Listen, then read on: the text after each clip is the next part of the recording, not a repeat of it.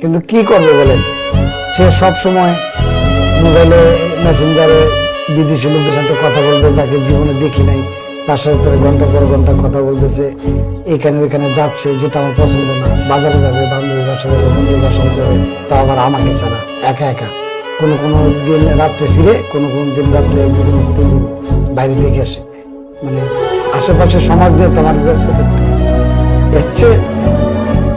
এর চেয়ে চিন্তা করছি যে দুষ্ট বলের চেয়ে শূন্য ঘর অনেক ভালো। রাস্তা নাই, কারণ মূল হচ্ছে যাকে নিয়ে সংসার করবো সে তো ঠিক নেই, সেই তো স্ব ইচ্ছে চলে যেতেছে। আর আপনিই বলেন, কেউ যদি স্ব ইচ্ছা না থাকতে চায় তাকে কি জোর করে রাখাটা কি ঠিক? উনি দেখো এই মেয়ে মানুষের মতো কান্না করতেছে, যেখানে কান্না করার কথা তোমার হাজবেন্ডকে ছেড়ে। নিশ্চয়ই আপনাদের বাচ্চা আছে, আর বয়স কত? এই তো 2 বছর।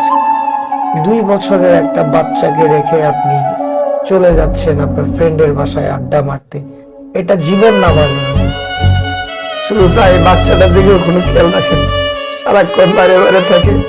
তাহলে কি আর করার, যেহেতু আপনারা সিদ্ধান্ত নিয়েই নিয়েছেন, নেন মাজুনি সিগনেচার করুন।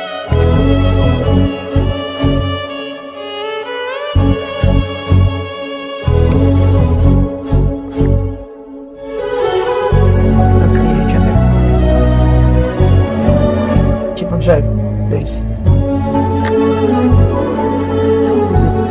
দিয়ে দিস, আর কারোর কথা থাকবে সব ক্লিয়ার দিয়ে দাও, আর কিছু করার নেই।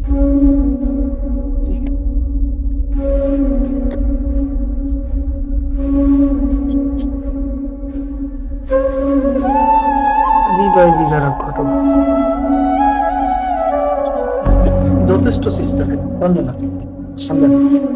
তাহলে আপনাদের আজ থেকে ধর্ম শরীয়ত মোতাবেক আপনারা সমস্যা নেই। স্বামী স্ত্রী না,